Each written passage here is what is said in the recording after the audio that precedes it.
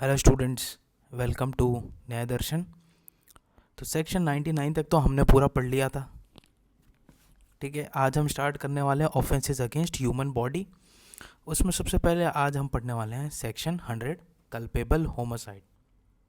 Okay, देखो, culpable homicide आपको ये पहले पुरानी आईपीसी में कहाँ मिलता था? सेक्शन 299 में। अब सब कुछ बदल गया है। अब मर्डर मिलेगा आपको 101 में। ठीक है, देख लो, अब जो शगुन का नंबर हुआ करता था वो मर्डर का नंबर में तब्दील हो गया है बीएनएस में। है ना? तो आज हम पढ़ने वाले हैं, ये बीएनएस की लेक्चर सीरीज कंटिन्यू करने वाले हैं, कल्पेबल होमोसाइड। देखो, कल्पेबल होमोसाइड समझाऊंगा, फिर अगले वीडियो में आपको डिफरेंस बिटवीन कल्पेबल होमोसाइड और मर्डर समझाऊंगा। मर्डर को अगर आप मर्डर की डायरेक्ट डेफिनेशन पढ़ने जाओगे ना तो कभी समझ में नहीं आएगा। कल्पेबल होमोसाइड भी नहीं पढ़ाया जाता है, सीधा दोनों के बीच में डिफरेंस ही पढ़ाया जाता है। पर मैं कोशिश करूंगा कि आपको कल्पेबल होमोसाइड पूरा समझ में आ जाए। अपन इसका स्टेप बाय स्टेप इसकी डेफिनेशन पूरी डिटेल में डिस्कस करेंगे। फिर एक वीडियो लेके आऊँगा मैं, उसमें भी जो भी मर्डर के एक्सेप्शंस है वो डील करेंगे। तो टोटल मर्डर और कल्पेबल होमोसाइड समझने के लिए 3 लेक्चर लगेंगे और वो थोड़े लेंदी हो सकते हैं। ओके, तो चलो डिस्कस करते हैं, शुरू करते हैं। क्लियर कर देता हूँ मैं ये, ताकि थोड़ा अच्छे से दिख जाए। चाहो तो बीएनएस के दूसरे वीडियो भी है और भी दूसरे वीडियो आते रहते हैं चैनल पे, आप देख लेना। अब देखो, ये तो है डेफिनेशन जो ये दे रखा है, इलस्ट्रेशन कल्पेबल होमोसाइड 3 से 3.5 लाइन में दे रखा है। लेकिन ये 3 से 3.5 लाइन अगर आप डिटेल में पढ़ने जाओ ना तो 3.5 घंटे निकल सकते हैं। तो इसको हल्के में मत लेना। तो अपन भी थोड़ा इसको डिटेल में जितना ज़रूरत होगा उतना ही डिटेल में पढ़ेंगे। ज़्यादा डिटेल में पढ़ने से भी, ज़्यादा दिमाग में भरने से भी चीज़ें अपन भूल सकते हैं। तो जितनी ज़रूरत होती है, आप कोई भी एलएलबी एग्ज़ाम में जितना आंसर लिखना है, आपको जितनी ज़रूरत होती है या जितना समझना है या मेंस में जितना ज़रूरी होता है उतना ही आपको बताऊंगा। मज़ा आ जाएगा, आप पढ़ोगे। ये जो 3 लेक्चर होने वाले हैं ना कंटिन्यूसली, ये आप खुद कहोगे सर मज़ा आ गया, है ना? तो अब देखो, ये डेफिनेशन है, ये इलस्ट्रेशन है, 1 2 3 एक्सप्लेनेशन है। ओके, अब ये तो है देखो आम डेफिनेशन, और ये है अपने नोट्स। ये है आम, यहाँ है आम जिंदगी ऊपर वाली, और ये है मेंटोस जिंदगी। ठीक है, चलो मजाक से हट करके शुरू करते हैं। अब देखो, कल्पेबल होमोसाइड की जो डेफिनेशन है उसको आपको 2 भाग में डिवाइड करना है। एक इंटेंशन से रिलेटेड, एक नॉलेज से रिलेटेड। ठीक, इसको आप चाहे तो पार्ट 1 बोल दो और इसको पार्ट 2 बोल दो। करना ज़रूरी है ना, ये करना इसलिए ज़रूरी है क्योंकि दोनों की जो सेक्शन 105 में जो पनिशमेंट है ना, दोनों के लिए अलग अलग प्रिस्क्राइब कर रखा है। अब देखो, इंटेंशन को भी है ना 2 भाग में फर्दर डिवाइड करो। Intention by doing an act while intention of causing death, और एक इस पार्ट में डिवाइड करो। ओके, अब है नॉलेज का ये वाला पार्ट आ जाएगा। अब देखो इनकी अब थोड़ा एक बार ये समझ लो, फिर मैं आपको भी डिटेल में डिस्कस करेंगे। देखो, इसकी पनिशमेंट है सेक्शन 105 में, तो वहाँ पे इसकी पनिशमेंट ये है और नॉलेज पार्ट के लिए पनिशमेंट ये है। ठीक, अब अपन शुरू करते हैं कि कल्पेबल होमोसाइड होता क्या है। ठीक है, अब देखो, ये जो मैंने यहाँ अंडरलाइन कर रखे हैं ना, उन पे फोकस रखना। जहाँ जहाँ ये अंडरलाइन है ये। ठीक है, अब देखो, कल्पेबल का मतलब क्या होता है, पहले एक चीज़ समझ लो। देखो, culpable homicide not amounting to murder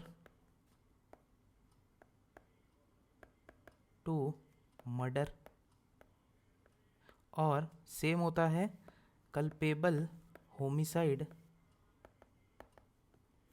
amounting to murder. ये वाला जो नॉट अमाउंटिंग टू मर्डर है ना, ये कल्पेबल होमोसाइड का पूरा नाम है और ये मर्डर का पूरा नाम है। तो ये चीज़ आप ध्यान रखना, अपने दिमाग में बिठा लेना। अब आते हैं अपन सीधा। देखो, कल्पेबल का मतलब क्या होता है? To blame. होमिसाइड का मतलब क्या होता है? Killing of a human being by a human being.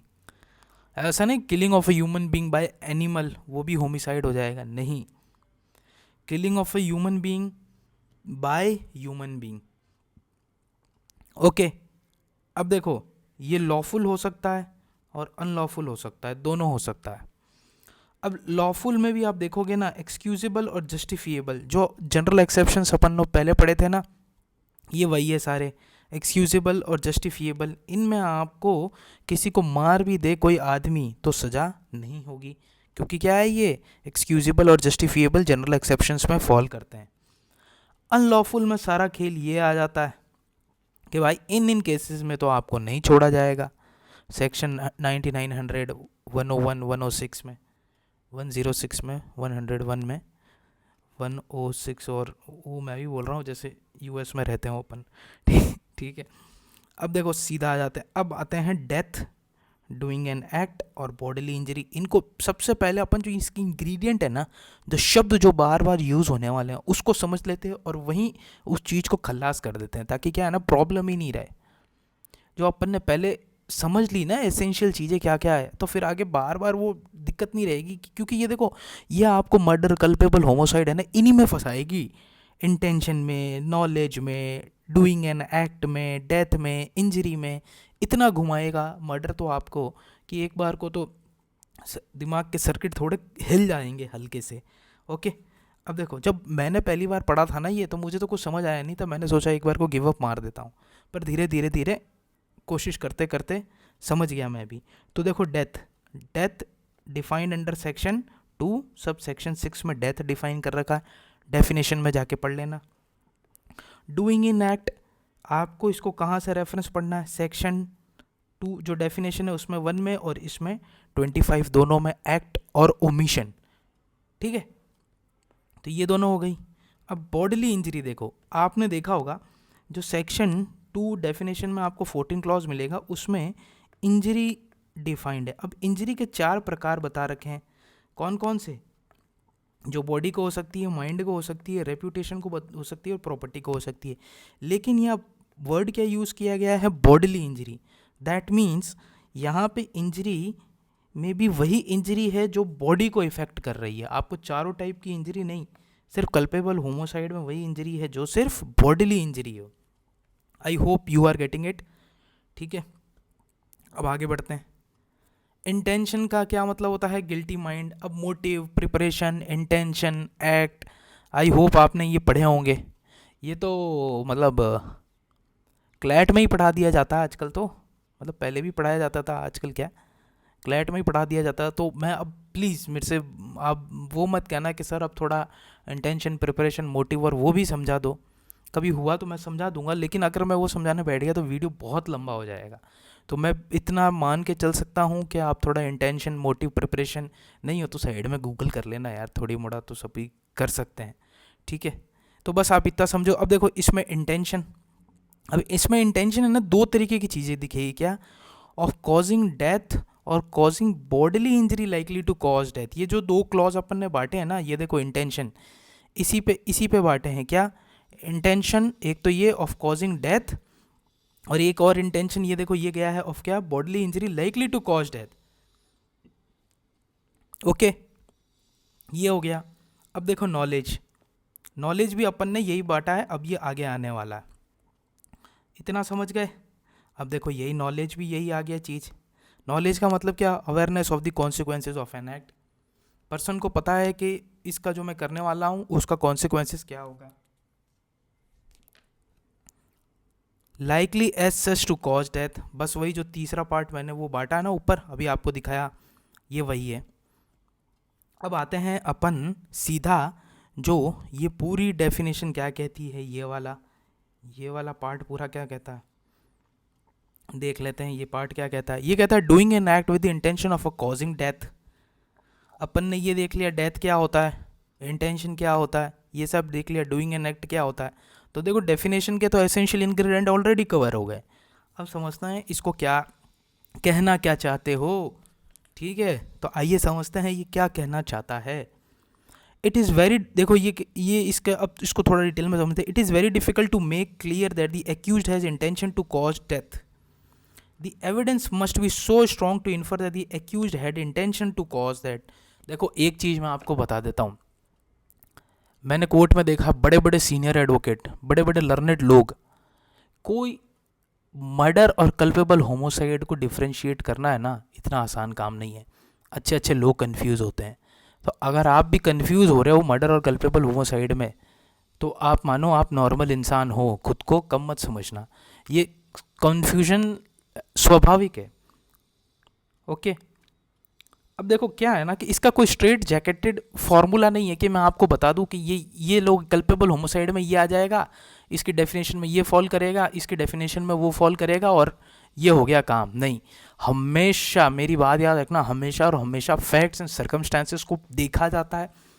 उसके अंदर एक्यूज ने क्या किया, क्या हरकत की, कहाँ गया, उसने कैसे एक्ट किया, कैसे क्राइम किया, ये सब चीज़ें मिला करके कम्युलेटिवली है ना डिसाइड करते हैं कि कल्पेबल होमोसाइड है, मर्डर है, क्या है, या फिर फॉल कर रहा है कल्पेबल होमोसाइड में तो कौन से पार्ट में, मर्डर के कौन से पार्ट में फॉल कर रहा है। तो ये सब हमको ये आप देखोगे ना, फिर भी आपके मन में कन्फ्यूजन रहेगा। ये आदमी समय के साथ प्रैक्टिकल एक्सपीरियंस के साथ ही सीखेगा। ये मेरी बात आप याद रखना। तो अब देखो क्या है ना कि अब मैं आपको कल्पेबल होमोसाइड बताऊंगा ना, तो इसके साथ मेरी एक बात मानना, कल्पेबल होमोसाइड वाला अगर आप वीडियो देख रहे हो ना, तो इसका अगला जो मर्डर और जो कल्पेबल होमोसाइड का जो मैं वीडियो डालने वाला हूँ, दोनों के बीच में डिफरेंस वो ज़रूर देखना, तभी आपको पूरी अंडरस्टैंडिंग आएगी कंप्लीट। यहाँ जाओगे तो फंस के रह जाएगा दिमाग में कन्फ्यूजन, एक हल्का सा 1% 2% 5% कन्फ्यूजन रहेगा ही रहेगा, और वो स्वाभाविक है। तो अपने आप पे ये मत समझना कि यार मुझे समझ में नहीं आया, मैं शायद कमज़ोर हूँ या मुझे चीज़ें कम समझ में आती। नहीं, देखो कमज़ोर कोई नहीं है, ठीक है, मेहनत करोगे धीरे धीरे धीरे धीरे धीरे धीरे तो सब आ जाएगा। ये कि बहाना होता है, अपने आप दिमाग को कमज़ोर मत माना करो अपने आप को, हर किसी में अंदर की अच्छी कैपेबिलिटी होती है। तो देखो ये तो हो गया लंबा चौड़ा यार, सॉरी आप लोग भी सोच रहे होगे यार ये ज्ञान देने बैठ जाता है, सॉरी थोड़ा मैं डिग्रेस हो गया टॉपिक से। तो देखो ये कह रहा है ना कि ये बहुत मुश्किल है एक्यूज्ड का इंटेंशन पाना कि वो मर्डर करना चाहता था या नहीं करना चाहता था। अब कोर्ट क्या देखेगा, द एविडेंस ऐसा must be so strong to infer that the accused had intention to cause death. Evidence ऐसा होना चाहिए जिससे क्लियरली इन्फर हो रहा है कि एक्यूज्ड का हाँ इंटेंशन था डेथ कॉज करने का। तो ये अगर ये चीज़ है तो इस पार्ट में फॉल करेगा, ये वाले में।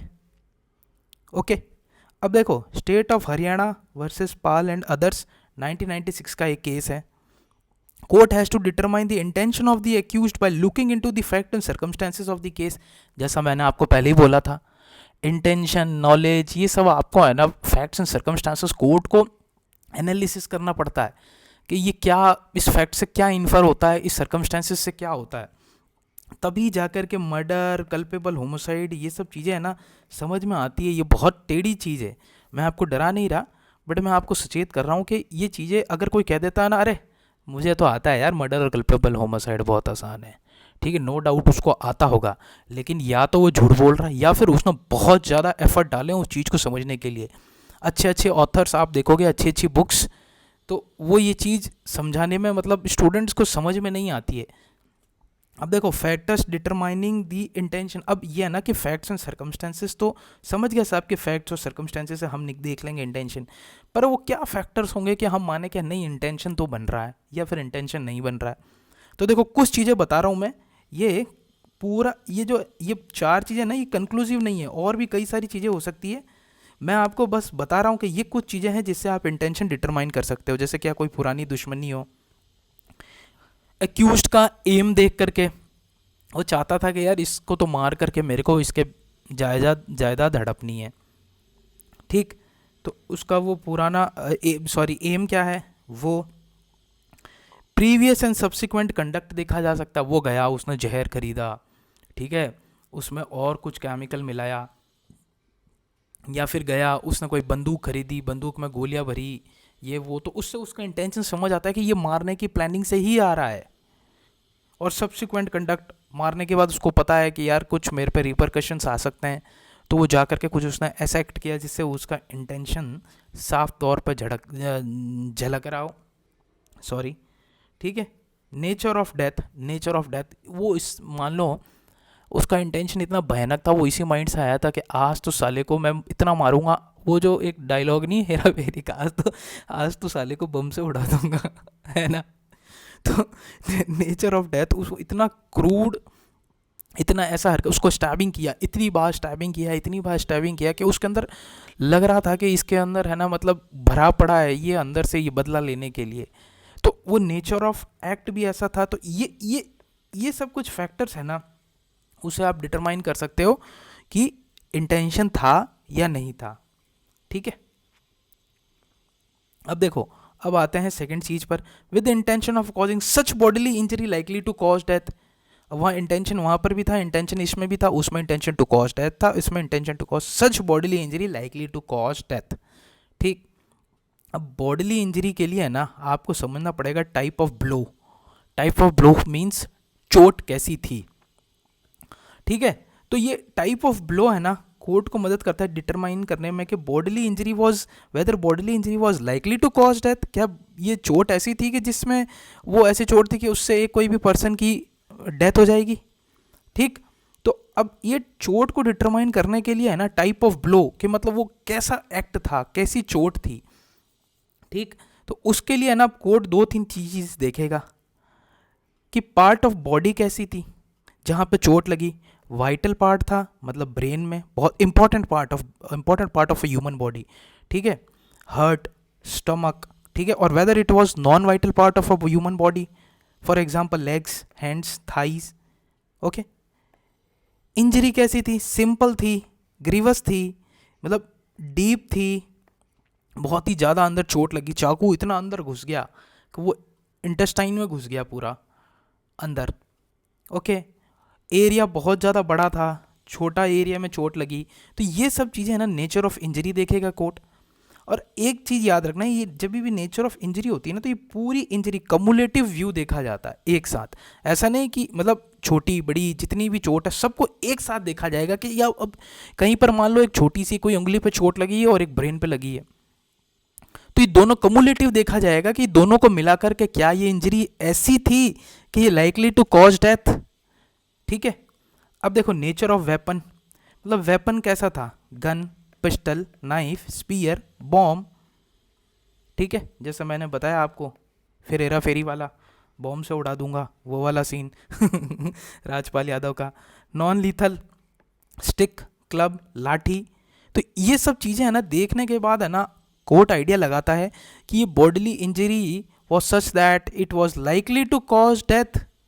तो ये तीन चीज़ें कोर्ट देखा। इसको याद रखना, इसको भूलना मत। अगला लेक्चर पढ़ने वाले हैं उसमें मर्डर और कल्पेबल होमोसाइड को जब डिफ्रेंशिएट करेंगे तब उसमें बहुत ही एसेंशियल पार्ट है।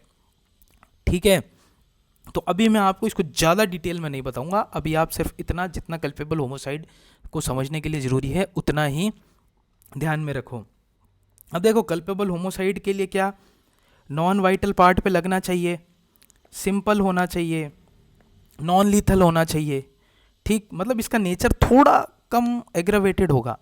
अगर एग्रावेटेड होगा तो ये मर्डर ही हो जाएगा ना। यही तो एक डिफरेंस है मर्डर और कल्पेबल होमोसाइड में, कि अगर देखो कल्पेबल होमोसाइड की डिग्री मर्डर की डिग्री से थोड़ी सी कम है, कल्पेबल होमोसाइड में थोड़ी सज़ा भी कम है।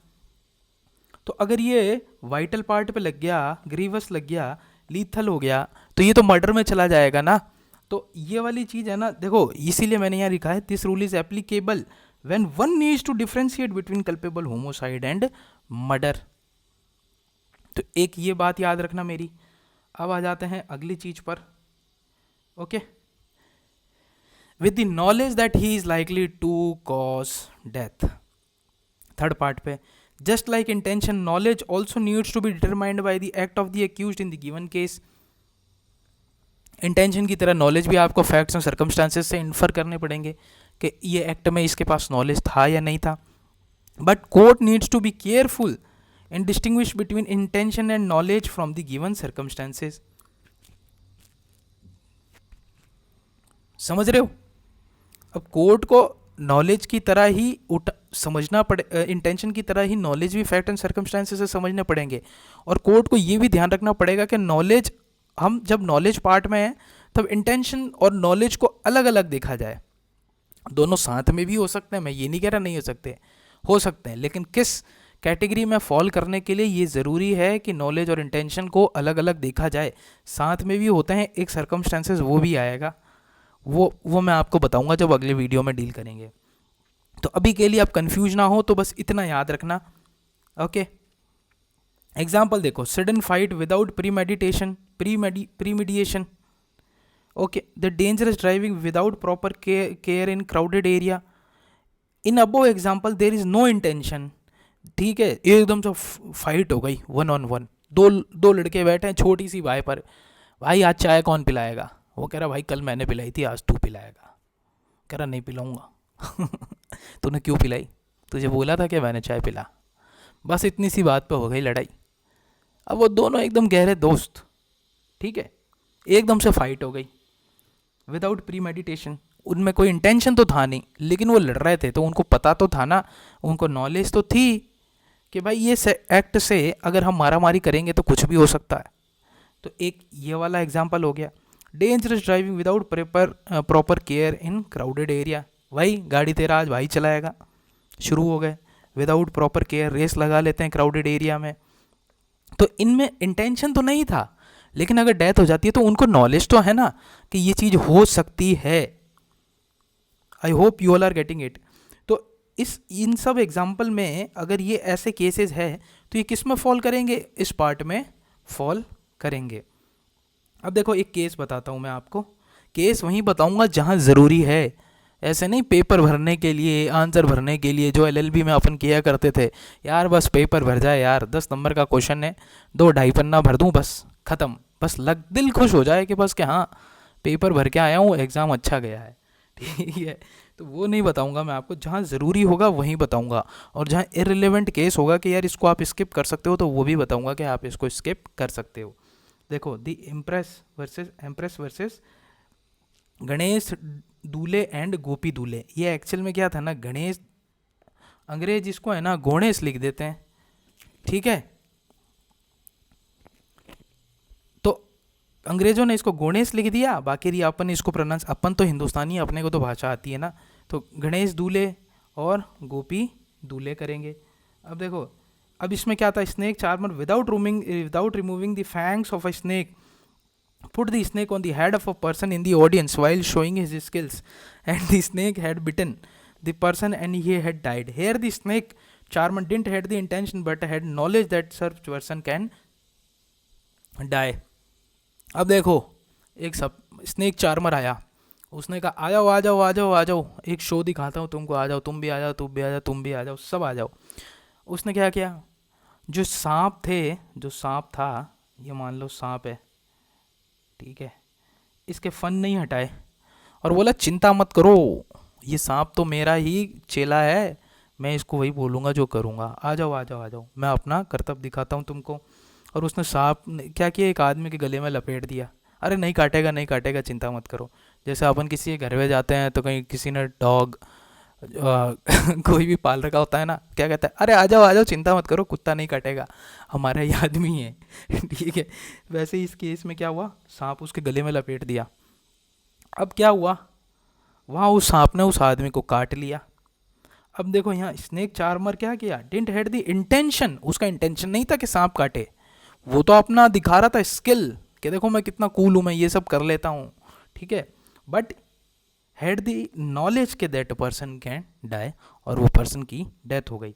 ठीक है, तो वो इस पार्ट में कवर होगा, likely to knowledge that he likely to cause death. ठीक, अब देखो, if an accused has both intention and knowledge in a particular case then he is punished as per part 1 because exclusively deal with knowledge. ये कह रहा है कि अगर मान लो, देखो मैंने ऊपर आपको यहाँ थोड़ा सा वो बताया था ना, ये आ गया है, अगर इंटेंशन किसी एक्ट में इंटेंशन प्लस नॉलेज दोनों हैं, तब इस केस में क्या किया जाएगा, इंटेंशन की तरह ट्रीट किया जाएगा, और उसको जो मैंने आपको बताया ना इंटेंशन वाला पार्ट है उसमें डील किया जाएगा। और सिर्फ नॉलेज है तब वो नॉलेज वाले पार्ट में डील होगा, क्योंकि एक्सक्लूसिवली नॉलेज के लिए दे रखा है, इंटेंशन और नॉलेज के लिए कुछ नहीं है। पर ये आपको कंडीशन मर्डर में मिल जाएगी। चलो कंफ्यूज मत होना, अगर आपको नहीं समझ में आ रहा है तो ये दिमाग से निकाल दो, कंफ्यूज मत होना, अगले लेक्चर में क्लियर हो जाएगा, ठीक है। अगर आपको फिर भी हल्का फुल्का समझना है तो ये मान लो इंटेंशन और नॉलेज दोनों हो तो इंटेंशन वाले पार्ट में डील करेंगे, उसकी punishment according to that he will be punished, ठीक है। और अगर नॉलेज पार्ट में होगा तो अकॉर्डिंग टू नॉलेज वाले पार्ट के ही विल बी पनिश्ड, ठीक है। अब देखो इसके कुछ एक्सप्लेनेशन है, 1 2 3। ये कह रहा है it is futile for the offender to contend disease had not been labouring under a disorder disease infirmity, ठीक है। देखो सिंपल सा, आप ये पढ़ोगे ना तो इनमें कोई बड़ी बात नहीं है, तीनों आपको समझ आ जाएगा, ठीक है। ये कह रहा है कि मैं रीड कर दूं क्या? देखो ये कह रहा है a person who causes bodily injury to another who is labouring under a disorder disease और infirmity and thereby accelerates death of that order shall be deemed to have cause his death. ये देखो अब मैंने यहाँ क्या notes में क्या लिखा है, it is futile for offender to contend that disease has not been labouring under a disorder disease he would have not been died. मतलब ऑफेंडर ने क्या किया, ऑफेंडर कह रहा है कि साहब वो तो आदमी ही पहले से ही बीमार था तो वो इस चक्कर में मर गया, मेरा उसमें कोई योगदान नहीं है उसके मरने में। तो ये कह रहा है ये जो चीज़ है ना, ये तुम्हारी बहस है कि वो पहले से ही बीमार है, बूढ़ा है, इन्फर्म है या उसको कोई डिसऑर्डर है, ये फ्यूटाइल है, ये नहीं चलने वाला, ठीक। कि the law does not make difference between in offence affecting life of a person who is about to die from moral disease, old age और स्ट्रॉन्ग हेल्थ। ये कह रहा है लॉ इनमें फ़र्क नहीं करता है कि कोई बूढ़ा है इंसान, कोई बूढ़ा है, कोई जवान है, कोई स्ट्रांग है, कोई कैसा है। मतलब मरा तो आप पूरा उसको एज अ डेथ ही कंसिडर करोगे, ये नहीं कि वो बीमार था, उसे तो साहब बहुत तेज़ बुखार था, या वो पहले तो एक तो बहुत ज़्यादा बूढ़ा हो गया तो उसको बहुत तेज़ बीमार था, उसकी वजह से हाँ मैंने एक्ट किया था लेकिन उस बीमारी की वजह से उसकी डेथ बहुत ज़्यादा एक्सेलरेट हो गई, तो ये कोई नहीं है, डिफेंस नहीं है, ठीक है। This explanation presupposes that the act of accused falls under this section. आगे बढ़ते हैं। अब देखो explanation 2, in case of a death by bodily injury the person causing such injury is not allowed to say that if proper remedies और skilful treatment would have been made under this death might have been prevented.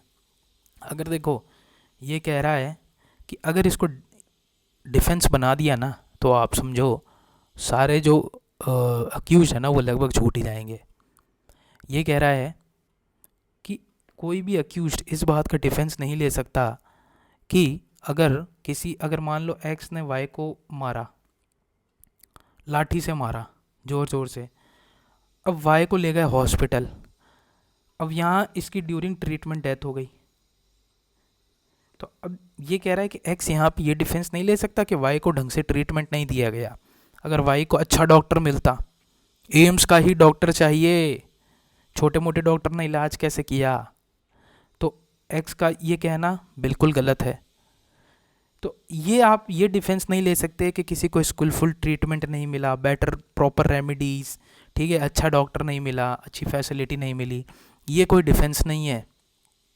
हालांकि देखो एक चीज़ मैंने कही, but there has to be a connection between the injury and death. पर एक चीज़ का उसको हल्का सा बेनिफिट हो सकता है, क्या? मान लो एक्स ने वाई के एक उंगली पे कट मार दिया, ठीक है, इंटेंशनली। अब वो डॉक्टर के पास गया हॉस्पिटल में, अब डॉक्टर ने इलाज क्या करना था, ठीक है, इलाज कुछ और कर दिया, पूरा ही एकदम नेग्लिजेंस कर दिया, ठीक। मान लो लेफ्ट पैर में चोट थी, राइट पैर का कुछ कर दिया, तो पूरा ही विपरीत कुछ कर दिया। तो इस केस में ये इसको डिफेंस मिल सकता है। क्यों? क्योंकि there has to be a connection between the injury and death. अब वो इंजरी तो उसने राइट हैंड में की थी, लेफ्ट हैंड का कर दिया, तो अब इसमें तो एक्स का कोई कसूर, मतलब कसूर तो है ही, मतलब इसमें एक्स का तो कोई हाथ नहीं है ना। तो इस चीज़ आप ये एक्सप्लेनेशन 2 याद रखना, ठीक है। अब देखो एक्सप्लेनेशन 3, ये कह रहा है death of a child in mother's womb this is not homicide. Okay, ये आप पढ़ोगे ना ये समझ में आ जाएगा। मतलब ये कह रहा है कि मदर के वूम में जब तक कोई बच्चा है, अगर वो मर गया तब तक तो वो होमिसाइड नहीं है, लेकिन वो बच्चा जैसे ही बाहर आ गया, चाहे वो कम टाइम के लिए ही जिए, चाहे कंप्लीटली बॉर्न भी नहीं हुआ हो, उसमें कुछ डिफॉर्मिटी हो, तो भी एक बार उसने सांस ले ली, ब्रीथेड, चाहे वो थोड़े टाइम के लिए जीवन हो, और आपने उसको मार दिया, तब वो कल्पेबल होमोसाइड में आ जाएगा। देखो अब ये कह रहे हैं any part of a living child is brought fourth, कोई भी लिविंग चाइल्ड का कोई भी पार्ट बाहर आ गया, not necessarily that the child must have ब्रीथेड, जरूरी नहीं है कि वो चाइल्ड आगे चल के जीवित रहे, ठीक है, और may have been completely born, this amounts to culpable homicide. इतना आई होप ये आपको समझ में आ रहा होगा। इसका एक्सप्लेनेशन मैं आपको बताता हूँ। एक मैंने भी जब मैं पढ़ता था तब मैंने भी कहीं यूट्यूब पर देखा था, तो मैं आपको बता देता हूँ। 3 एक्सप्लेनेशन के लिए याद रख लेना आप, ए एक्सेलरेट्स तो ए, ठीक है, यहाँ है ट्रीटमेंट से रिलेटेड तो टी, और ये मदर्स वूम है तो एम, ATM, जहाँ से अपन पैसे विड्रॉ करते हैं। तो ये 3 एक्सप्लेनेशन के लिए आप याद रख लेना ATM और ये पूरा पार्ट। आई होप आपको थोड़ा बहुत समझ आ गया होगा। ठीक है, मिलते हैं नेक्स्ट वीडियो में।